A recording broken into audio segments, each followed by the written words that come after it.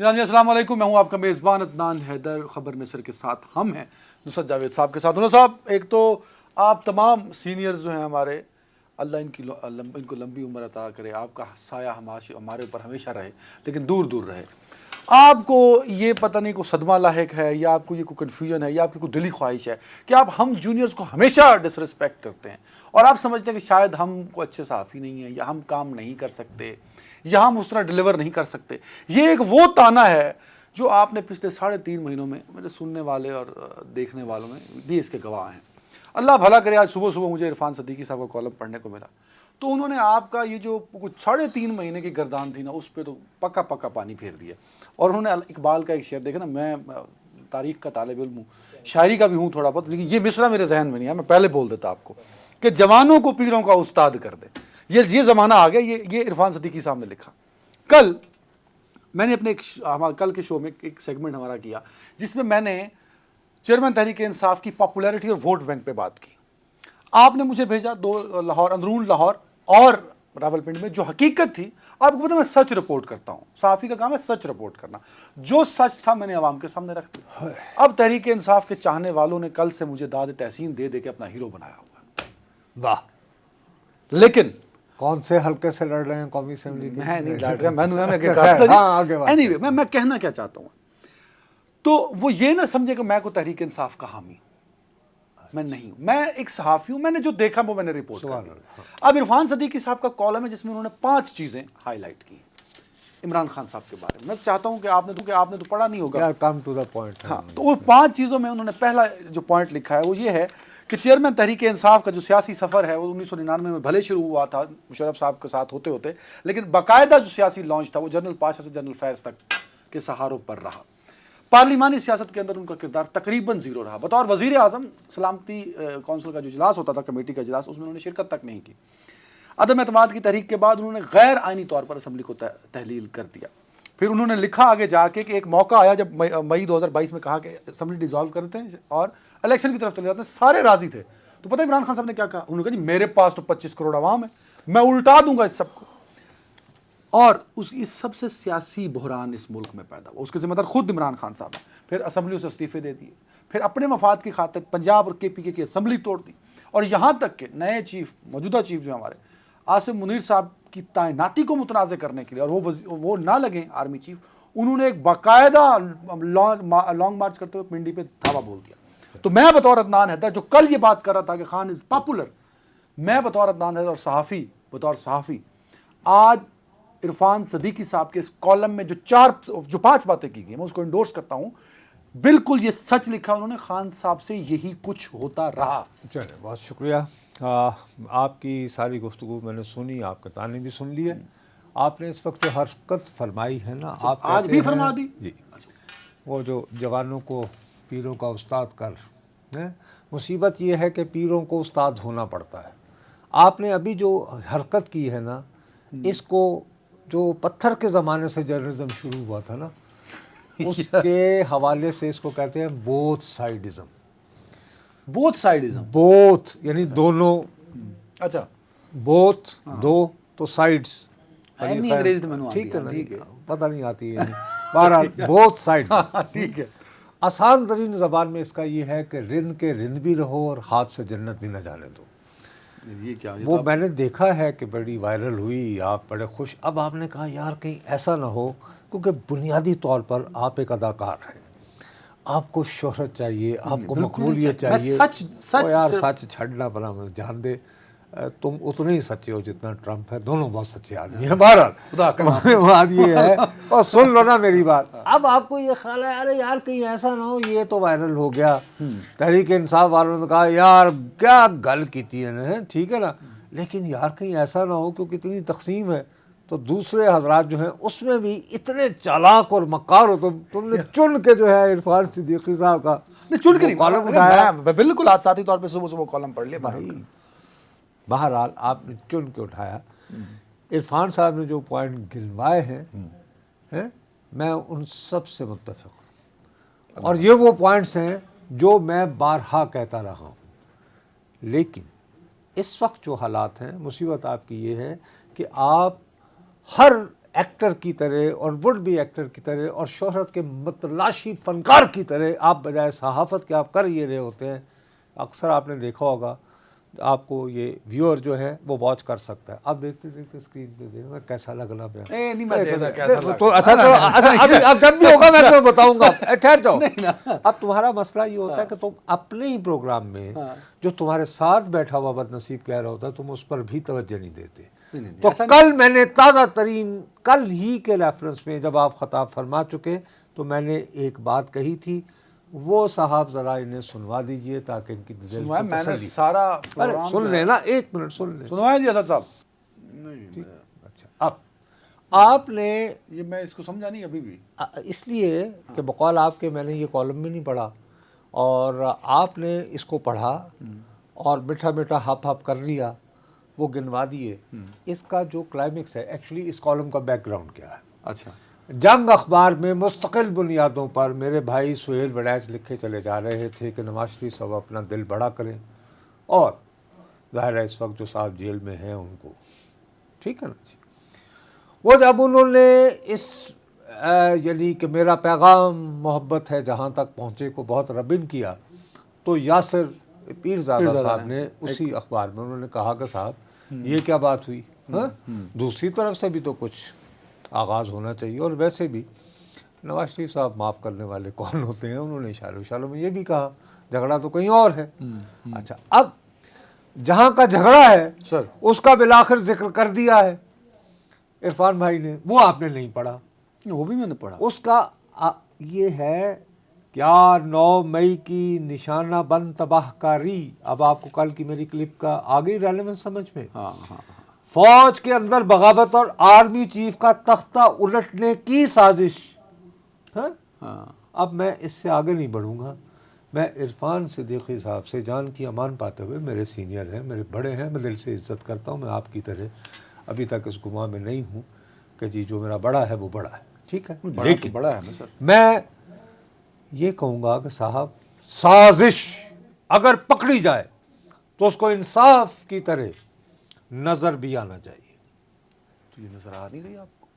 कोई मुकदमा कायम हुआ है ऐसा जिसमें यह है कि फ़लाँ फ़लाँ के साथ मिलकर साजिश मुजरिमाना में साइफर का मुकदमा है, एक बात चल रही है किसी यूनिवर्सिटी की, लेकिन अभी तक रियासत बनाम कोई ऐसा कोई वाक़या नहीं आया कि इस वक्त जो साहब जेल में हैं उन्होंने फ़लाँ फ़लाँ के साथ पार्टी जो है वो तख्ताएदार हो चुकी। आपसे दोबारा अर्ज कर रहा हूँ। हाँ। एक लफ्ज़ होता है साजिश मुजरिमाना। हाँ, जो इन्होंने लिख दिया ना, कोई साजिश हुई उस हवाले से, ठीक है, लेकिन उसके तहत कोई केस तो नहीं इस्टेब्लिश हुआ है ना। यहाँ आप ये करेंगे 9 मई का कोई केस इस्टेब्लिश नहीं हुआ, कैसे नहीं हुआ? लोगों पे जिसमें बाकायदा लोगों पे FIR हैं, लोग गिरफ्तार हैं सर। वो ये है कि उन्होंने लूट मार की, आतिशजनी की, घुस गए, फौजी तनसीबात को, अलामतों को निशाना बनाया, संगीन जराइम नो डाउट। लेकिन ये कहानी की एक साजिश मुजरिमाना थी जो यहाँ बैठकर जैसे मिसाल के तौर पर एक रावलपिंडी साजिश केस हुआ था, मिसाल के तौर पर एक बात कर रहा हूँ, ठीक हो गई बात।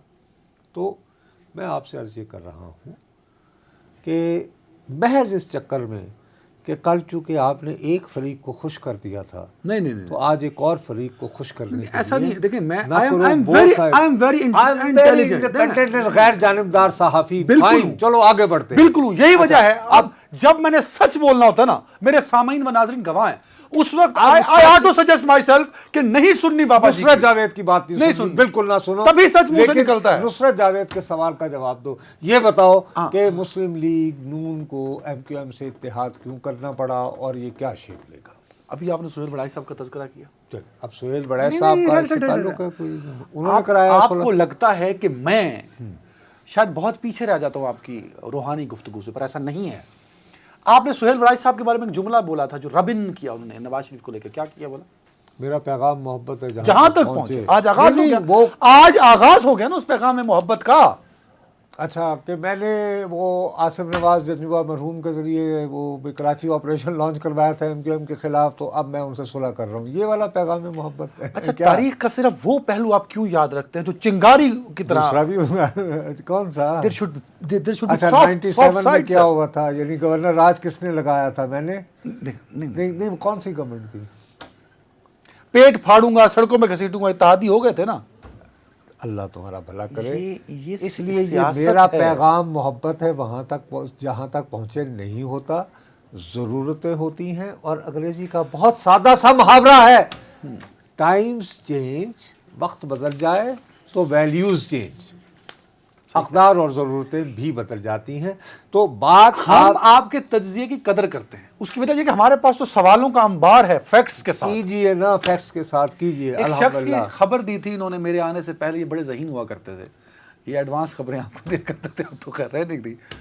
आपने मेमन साहब की खबर दी थी। जी, बशीर मेमन, मैंने ब्रेक की थी कि वो ज्वाइन क्रेडिट करेंगे। गोज टू बशीर मेमन साहब, उन्होंने वो काम किया है। एमकेएम को तो कराची में कौन होते हैं, कराची से कौन है, इन्फ्लुएंस किसका है? मेमन कराची के हैं?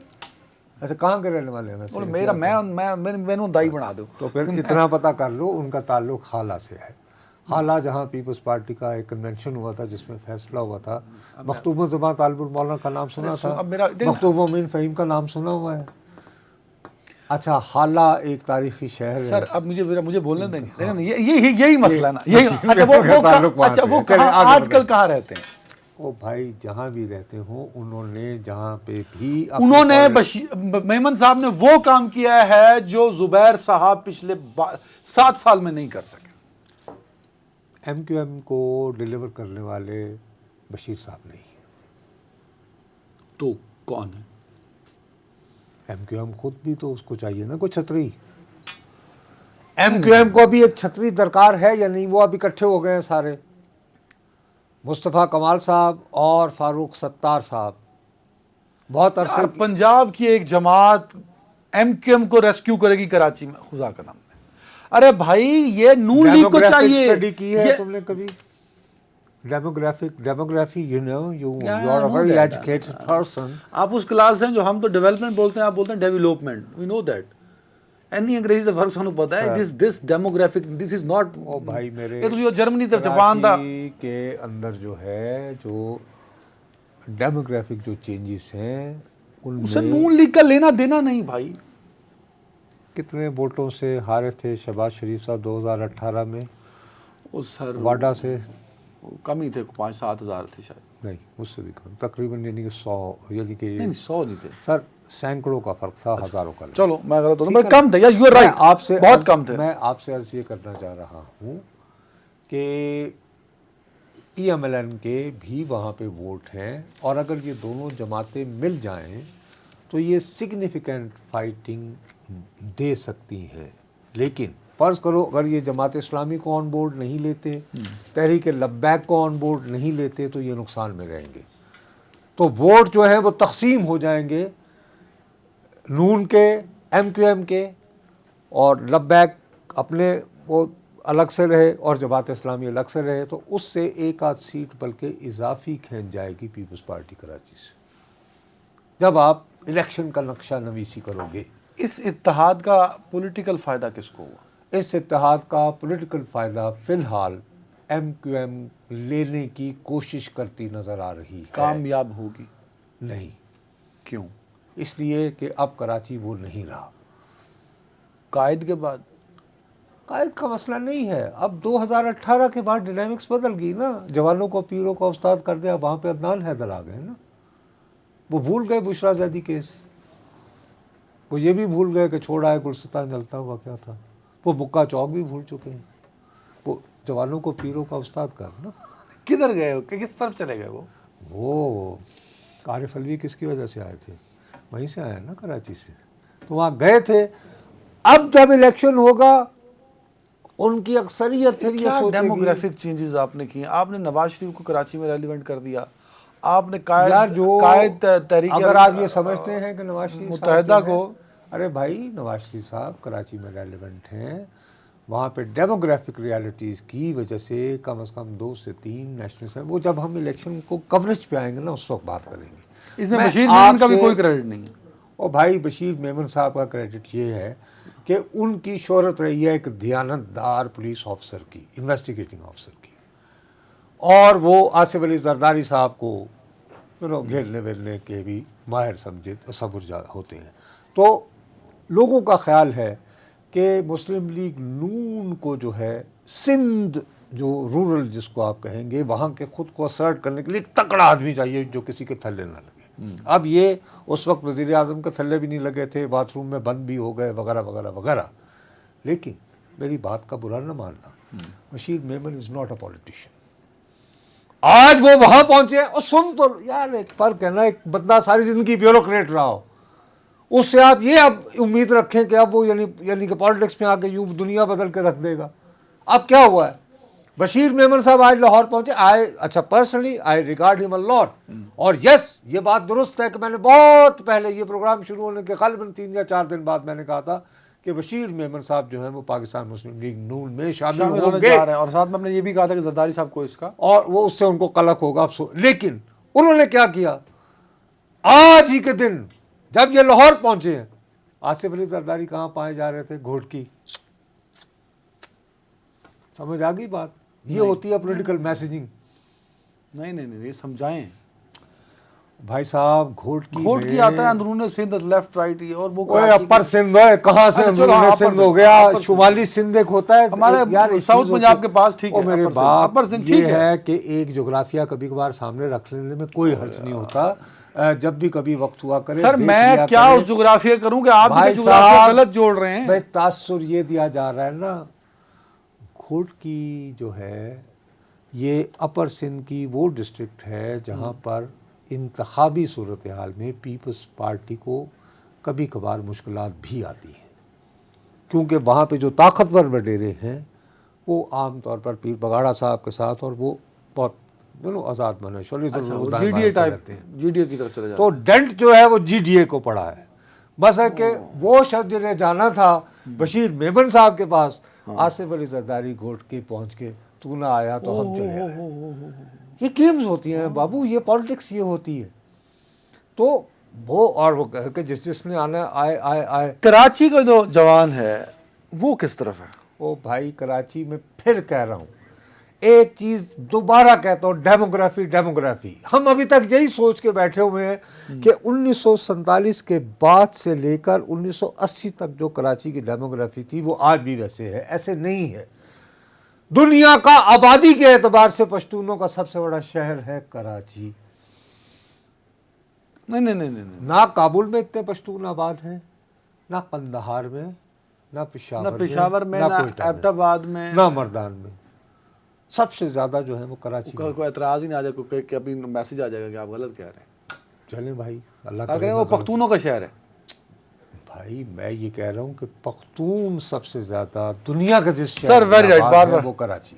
आई होप यू आई बड़ा आसान लफ्ज़ों में समझाया, आसान उर्दू में उन्होंने हमें समझा दिया। इसलिए बट वहाँ ये डेमोग्राफिक चेंजेस, तो मुस्लिम लीग के इस तरह के बहुत सारे मसाइल हैं।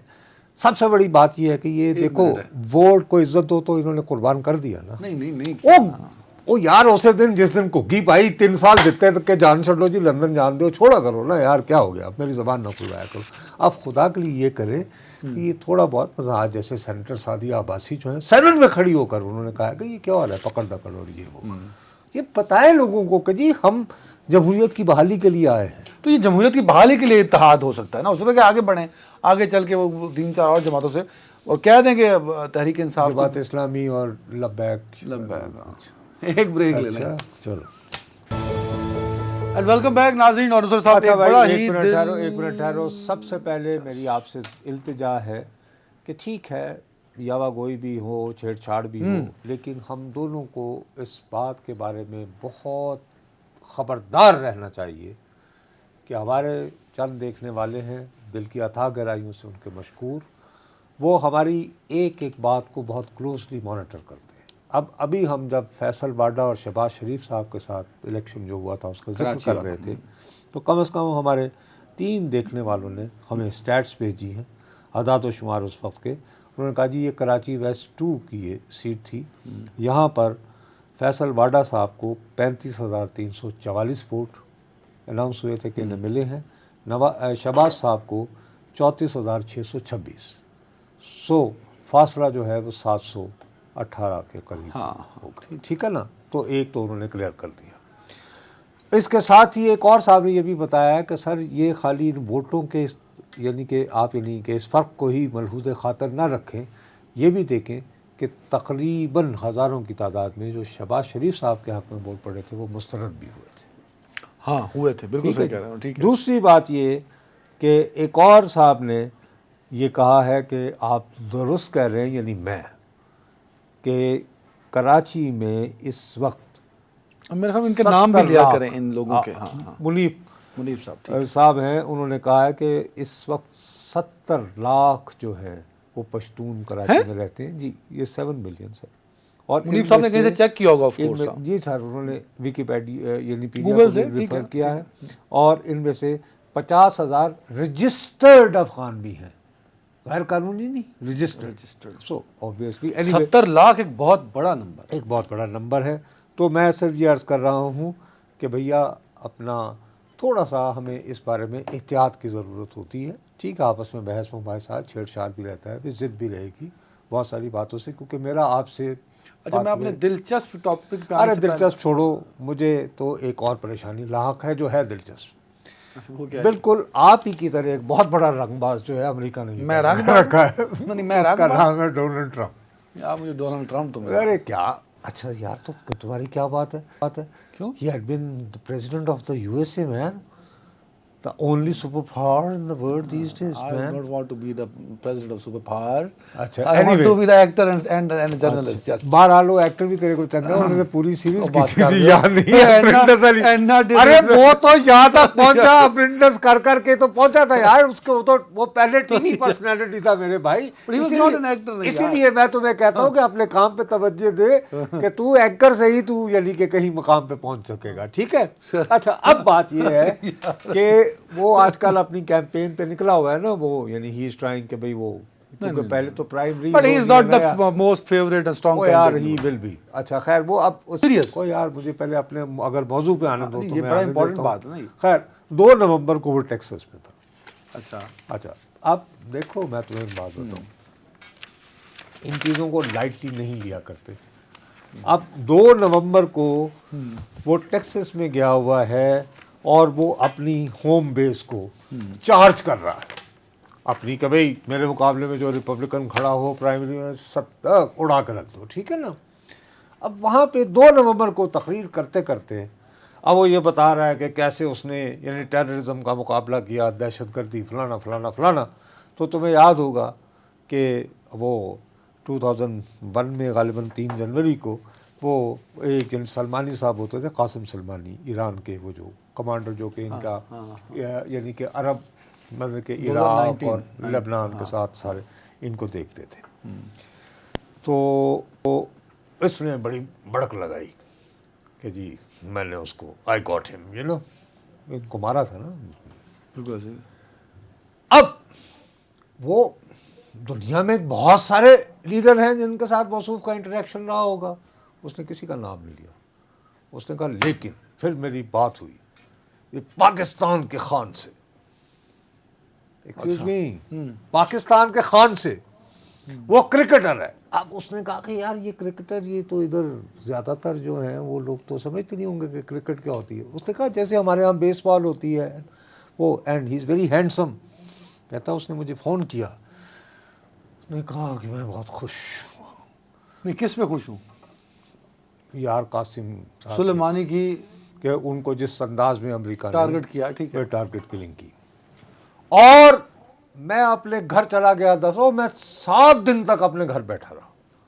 अच्छा, अब उसमें एक डबल मीनिंग है कि 7 दिन तक शायद वो इस वजह से तो नहीं बैठे रहे साबिक वजीर आज़म कि यार कितने लड़ाई ना हो फिर यू नो, और हम इसका और फिर क्या करेंगे, या इसके अलावा मुझे तो कुछ समझ नहीं आई। बट एनीवे उन्होंने कहा जी मैं वो दिन नहीं भूल सकता और वगैरह वगैरह, और मैंने बड़ा रिलीफ भी अपने आप को महसूस किया।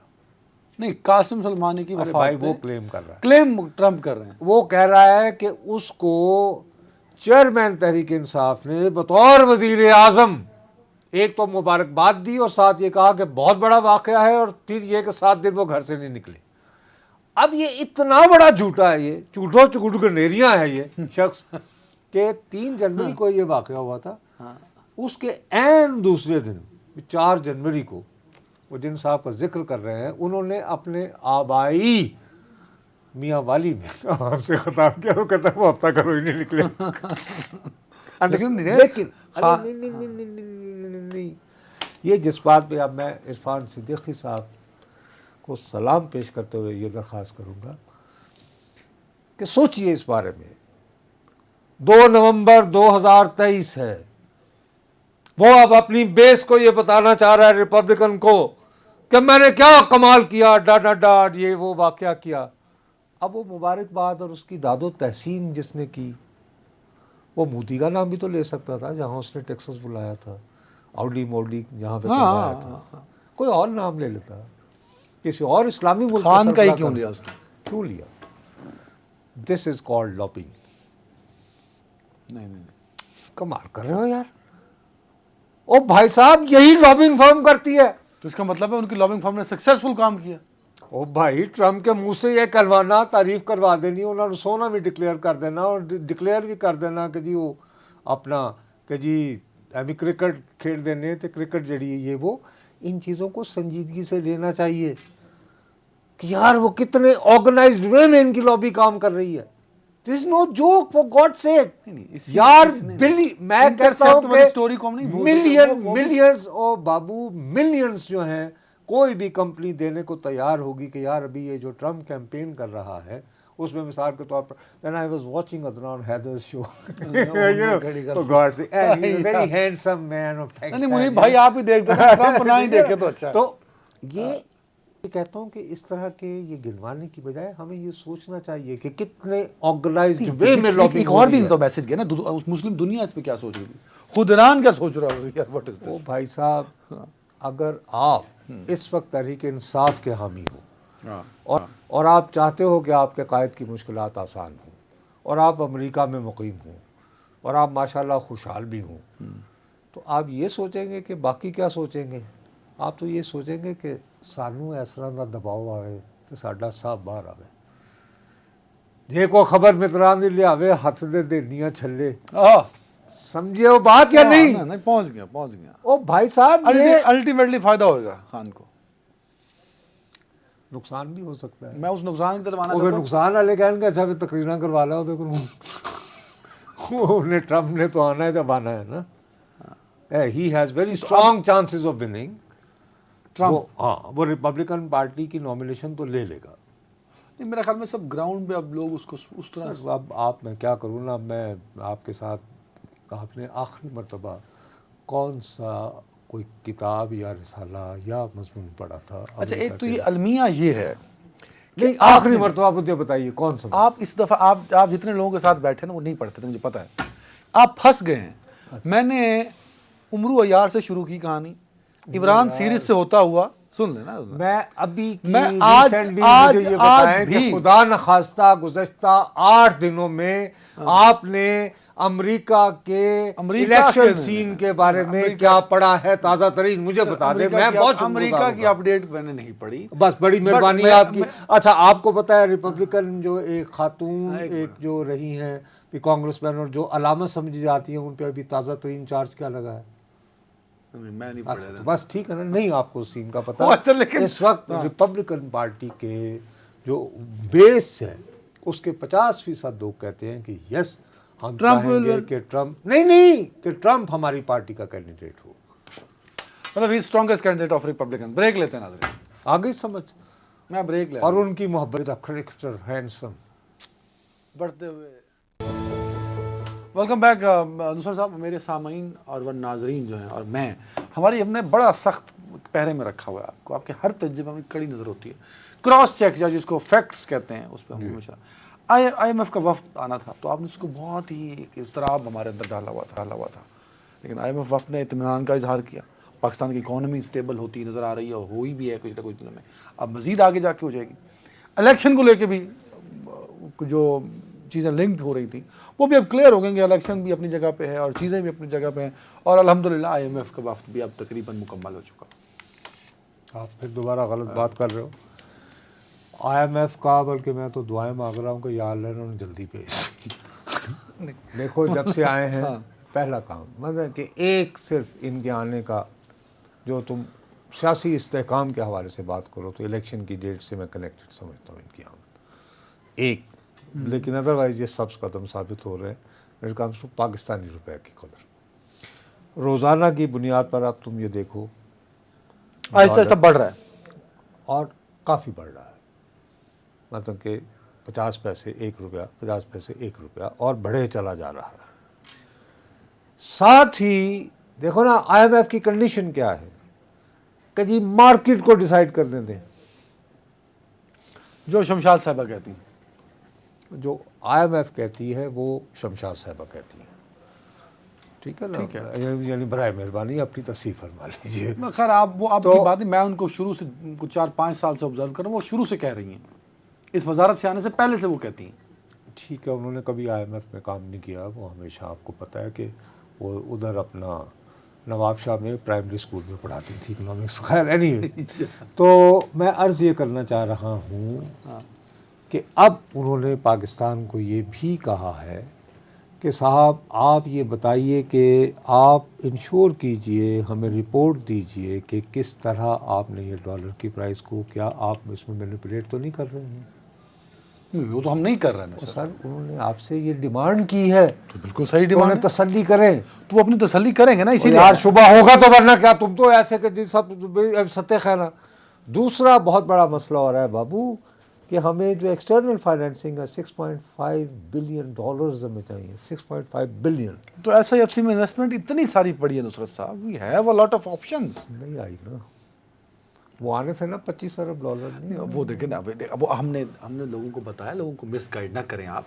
अभी फ़लस्तीन का मसला आपके सामने है, उस तो रुके ये तो काफ़ी इंगेजमेंट्स भाई साहब देखिए, गुज़श्ता महीने की 7 तारीख को ये हमला हुआ है ना हमास का, तकरीबन 1 महीना हुआ है बाबू। इस दौरान हमारे डेलीगेशंस वहाँ गए हैं, वहाँ पे प्रेजेंटेशंस हुई हैं, उन्होंने कहा वेल डन हमने रख लिया। और बाय द वे वो कब गवर्नमेंट आ रही है, थिंग इज़ के हत्ता के अपने यहाँ जमहूरी निज़ाम ना होने के बावजूद जिन्होंने हमारे यहाँ ज़रात फलां वो कहते हैं जी मुस्तहकम हुकूमत, वो जमहूरी। सर टाइम कम है, मेरे पास 2 मिनट हैं। ये जो SIFC का मैंने जिक्र किया और जो फाइनेंस आना है बाहर से, that's very important of course, उसमें अरब मुल्कों का एक बड़ा अहम रोल है। आपको पता है नवाज शरीफ बरसता अरब मुल्क यहाँ पहुँचे हैं, नवाज शरीफ का एक बड़ा असर रसूख है उन मुल्कों में, UAE, Qatar and Saudi Arabia. देखो वो बदबख्त होगा और मैं नहीं समझता कि वो बहुत ही सफाक इंसान होगा जो इस वक्त ये कहे कि यार पाकिस्तान को नहीं आएगी मदद। लेकिन बाबू रियलिस्टिक होना पड़ता है। मैं आपके खदशात सुन तो लो ना यार, मैं कहता हूँ कि दिल की अथाह गहराइयों से सऊदी अरब हमारी मदद करना चाह रहे हैं, लेकिन अब उनके पास चॉइसेस हों दो, गज़ा की रिहेबिलिटेशन और हमारे यहाँ ज़रात का फ़रोग़, किसको तरजीह देंगे? अब ये एक पहलू है। दूसरा पहलू ये है, देखिए आपने बात की ना कि well done, but where is the government. मैं कह रहा हूँ कि जब नवाज शरीफ वज़ीर-ए-आज़म बन गए उसके बाद तो उसके बाद सिचुएशन बदल जाएगी। एक जो ट्रस्ट है हम लोगों के पास, मेरा अपना ख्याल है कि फ़िलहाल बैरूनी सरमायाकारी से हमारी तवज्जो मोड़कर आहिस्ता आहिस्ता हमें IMF स्टीयर करेगा कि हम जान छुड़ाएं स्टेट ओन कंपनी से, मतलब जैसे PIA की फराग। उसमें तो काम हो रहा है। हाँ। अब ये जो पीपल्स पार्टी उछल के आ रही है ना थोड़ी बहुत, उसमें यह है कि वो उस पे आज जैसे चौधरी मंजूर साहब ने कहा ना, किस सरमायादार की बेटी को प्रेजेंटेशन अंडरस्टैंड, ये गेम बन नहीं है। चलो भाई 30 सेकंड, जल्द 30 सेकंड बोल जल्दी। मैं सिर्फ ये कह रहा हूँ कि फ़िलहाल मियाँ साहब भी तशरीफ़ ले आए अगर, तो आपके पास फ़िलहाल यानी प्राइवेटाइजेशन एक बड़ा मसला है, नहीं एक हल हो सकता है, मददगार हो। बिल्कुल ठीक है। नाज़रीन बहुत ख्याल रखिएगा अपना टाइम। अल्लाह हाफ़िज़।